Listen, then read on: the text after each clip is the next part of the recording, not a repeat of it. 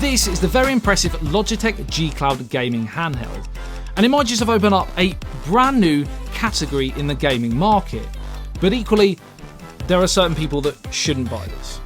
Let me explain. Firstly, thanks to Logitech for sending this sample out and for sponsoring this video, but as always I'll tell you the pros and some of the cons. But inside the box, it's a simple experience. No frills, to the point. You get the G Cloud itself, charging brick, Type-C charging cable, and paperwork including manual, which I've managed to screw up already. So in a nutshell, before we get into the specifics of whether this device is targeted towards you, the G Cloud is a fairly low-cost handheld gaming device which offers you access to the latest AAA games anywhere, anytime.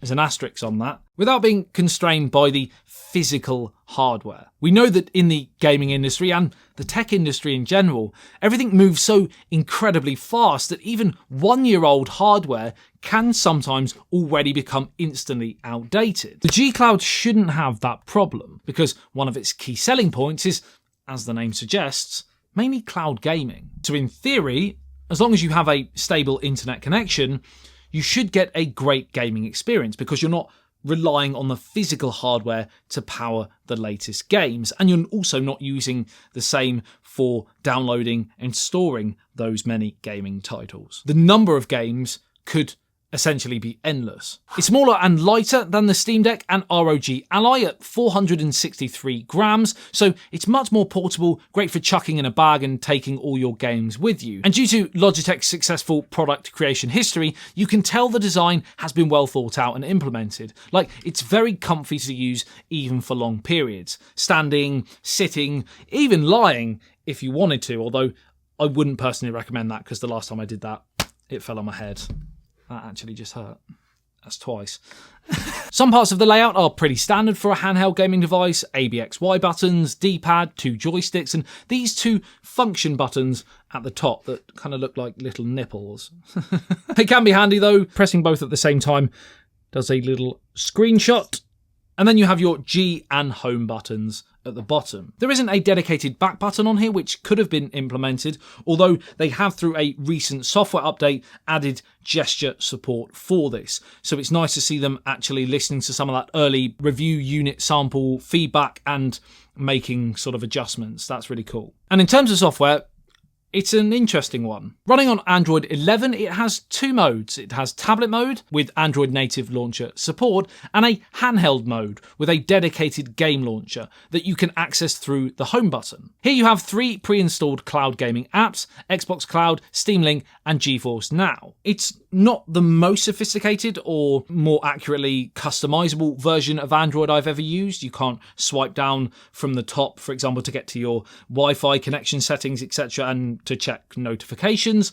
They're kind of buried deep within the settings that you go through the main menu. But again, I suppose Logitech have been thinking about their target market, and they've in turn made this incredibly simple and easy to navigate. Like, it's practically impossible not to be able to use this handheld device, which again, if you're catering for multiple different markets and many different age ranges, that's a good thing. And you do have remappable gamepad controls as well. And speaking of controls as a whole, you have your L and R triggers at the top next to the volume rocker, power button, and micro SD card expansion slot, Type-C charging port and headphone jack, and stereo speakers on the bottom.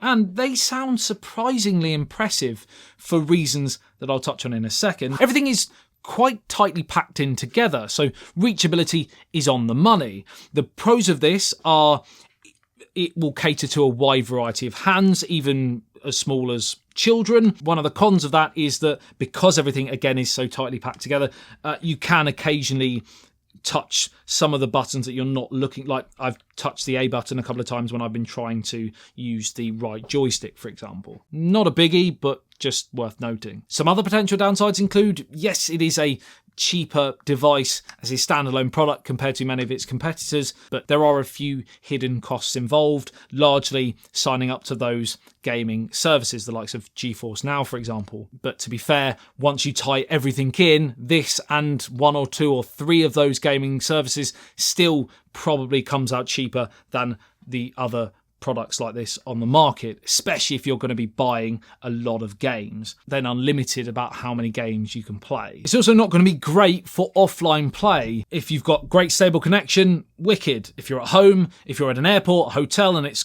all fine and dandy, wonderful. But as soon as you go somewhere where the connection drops or you have no internet at all, going on a plane, for example, even the ones with Wi-Fi, generally still pretty junk, then the experience is going to be far less impressive outside of compatible offline Android games almost. So you kind of see the pros and cons here. On one hand, it's essentially timeless because you're not relying on the physical hardware to power the latest games. But on the flip side, on a negative, you're not relying on the physical hardware to power the game, so internet is everything. But the G Cloud's main weakness is also one of its major strengths. Because of Logitech's kind of internet-only marketing model, it means that they've massively been able to undercut the competition because they don't have to pay that hefty price for a flagship 2023 sing songs and roses, Guns and Roses, whatever that term is, chipset. We've got a Qualcomm Snapdragon 720G in here, which isn't elite, but the fact you're going to be playing online, it's kind of irrelevant. And the G Cloud still has more than enough power to fly through menus, jump in and out of apps absolutely fine, and that's all it's really required to do. And because you're not pulling heavily on the CPU and GPU, then your battery life is going to thank you as well. One of the main downsides in first impressions to the ROG Ally is that compared to this, the battery life is less than impressive. With this, you're getting anywhere from 12, 13, 14 hours on one charge because essentially all you're doing is streaming. And there's another advantage there because of that. It never really gets hot and never really has to then cool itself down, and therefore it's an almost silent experience, which is a very underrated feature when you're trying to get fully immersed in a game. Many people talk about the visuals.